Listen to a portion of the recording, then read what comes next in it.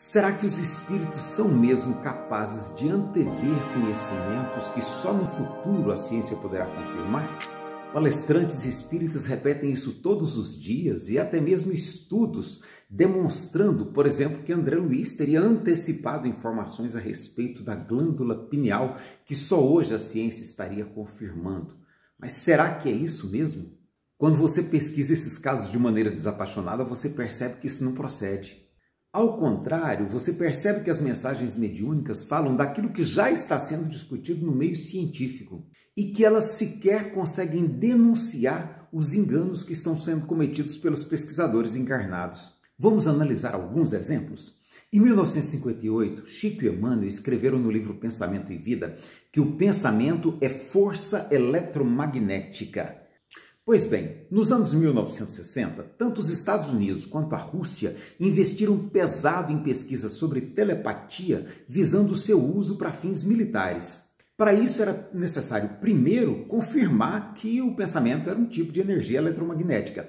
Parece que isso era uma crença comum naquela época.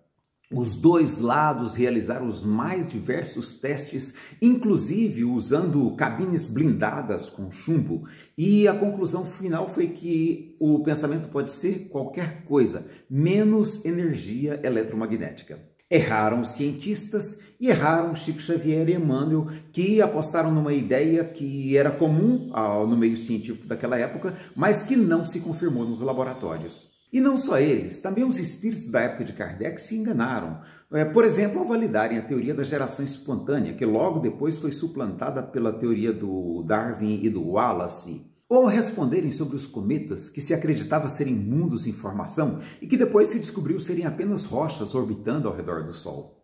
Como também ao ignorarem solenemente os crimes bárbaros cometidos pelo processo de colonização, que só vieram à tona durante o século XX. A bem da verdade, os espíritos não foram capazes sequer de perceber aquela controvérsia em torno dos fenômenos do magnetismo que já estavam sendo pesquisados naquela época. Até hoje há no meio espírita palestrantes falando de que o pensamento é uma força eletromagnética e é muito comum a gente ouvir falar de passe magnético, como se isso fizesse algum sentido.